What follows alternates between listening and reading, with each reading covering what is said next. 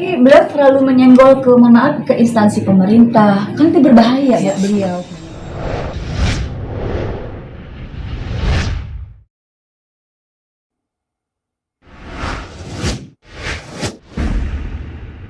Oke, sebenarnya masalah apa isinya itu buat saya sih sebenarnya ya sudahlah ya gitu, karena semua manusia itu pasti punya hal-hal ya entah itu benar entah tidak, lu mau nyenggol sih nggak masalah buat saya.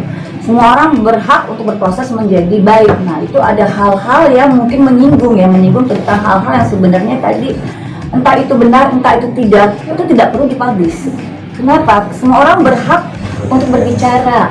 Semua orang berhak untuk memberikan komentar ya. Artinya kan waktu itu saya memberikan suatu statement itu karena diminta. Nah otomatis kan saya memberikan statement atas nama saya sebagai Ketua Perlindungan Perempuan dan Anak. Saya memberikan statement itu ternyata beliau tadi menyerang saya dengan bahasa tadi yang menurut saya tadi kurang pantas untuk dilihat oleh masyarakat luas. Tapi kembali lagi saya pun tidak merespon di awal karena kenapa ya sudahlah, saya juga bukan orang manusia suci, semua tidak ada yang suci manusia, pasti punya ada sisi gelap, pasti punya masa lalu, dan bagaimana manusia itu berproses menjadi lebih baik itu kan yang dilihat sebenarnya, tidak perlu melihat yang lalu-lalu atau apapun itu kalau benar begitu.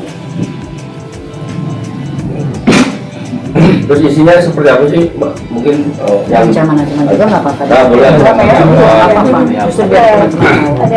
Jadi ada ancaman di sini. Namanya aja di ancaman di itu, karena nama ditutup ya, nama ditutup. Karena emang agak risih kita mendengarnya ya. Jadi ada apa dibaca?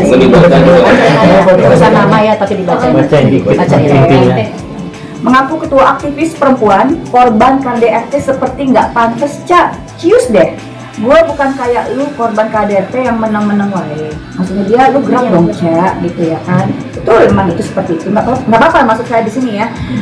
Emang Oce itu siapa? Maksudnya emang dia siapa pakai di tag segala begini aja kali ya. Jangan di itu namanya. Bacain aja. Ya ampun, gak heran dia hopengan sama si Ocha. Maksudnya si mantan suaminya. Sama-sama nggak jelas. Cak, mending you stop deh. A1 lu gua pegang. Ini perempuan, dia hidupnya lebih memperhatikan dari saya loh. Mending you sebutin apa ya? Titik gitu. Apa ya? Gimana ini? Mending you mubas aja. Sono Cak, bakar. Urusin hidup lu sendiri yang lebih berantakan. Mau gue bawain polisi tes urin Cak. Nah, kembali lagi. Terus ancaman mau disiram apa tadi? Disiram cabai itu dua aja dulu ya. Oke, nah ancaman di sini adalah lu usahain jangan sampai ketemu gue Cak, ntar gue siram pakai air cabai sama terasi loh. Cukup gue itu aja. Susahnya banyak. Jadi sebenarnya saya tuh agak-agak ini kenapa kita semua berproses ya, bisa menjadi baik itu aja sih. Oke, di awal tuh saya mendapat dari yang lain, itu sahabat saya lihat postingannya di media sosial mengenai KDRT, orang mantan suaminya memukul terhadap anak. Saya repost, saya publish, kemudian disambut sama teman-teman artis senior. Di repost lagi termasuk Ica ya saya. Akhirnya alhamdulillah jadi viral. Nah, apakah itu salah saya? Kalau beliau kan mempublish kan berarti minta tolong diviralkan.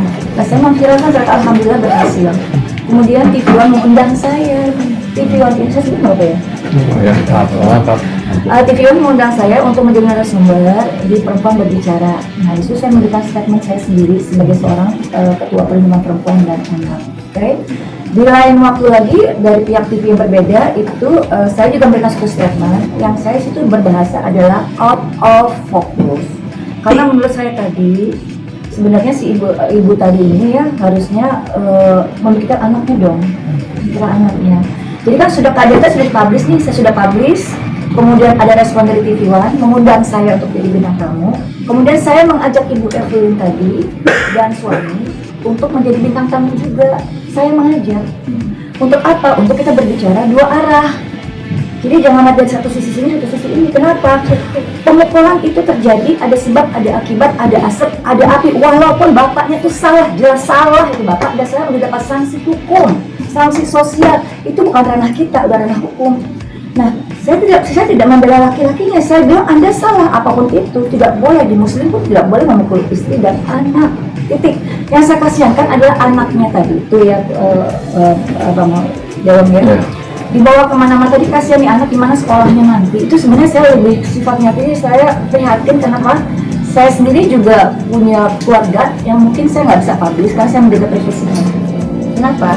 Anak-anak ini butuh sekolah, butuh lingkungan bermain, harusnya kan mereka bermain. Lepas dari urusan orang tuanya nih, orang tuanya mau jotok-jotok silahkan. Kalau memang beliau tadi percaya saya bisa menjadi mediator, memediasikan, kenapa tidak? Saya nggak ikut-ikutan.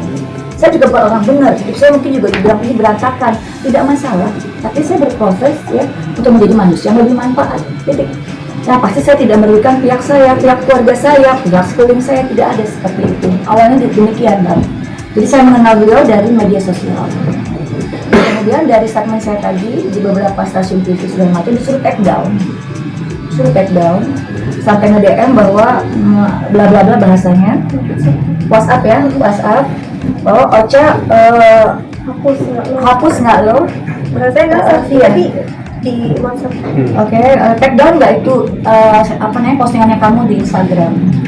Kalaupun memang itu memang salah, saya akan take down gitu. Tapi ini maksud hati untuk mengedukasi, memberikan bahwa yuk kita itu fokus aja kepada permasalahan kitanya aja, nggak usah bawa anak-anak gitu loh, biar anak-anak di rumah saja. Oke, di sini saya memposting masalah saya waktu diwawancarai di Insert ya.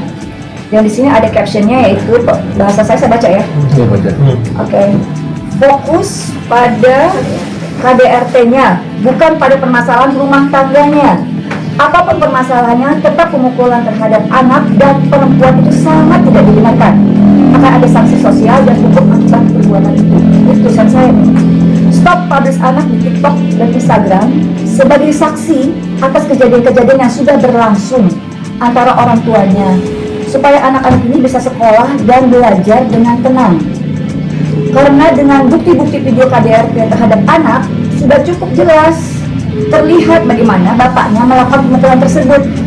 Jadi cukup hanya di situ yang terkait dengan KDRT-nya saja yang dipublish, bukan hal-hal lain yang tidak ada korelasinya dengan KDRT.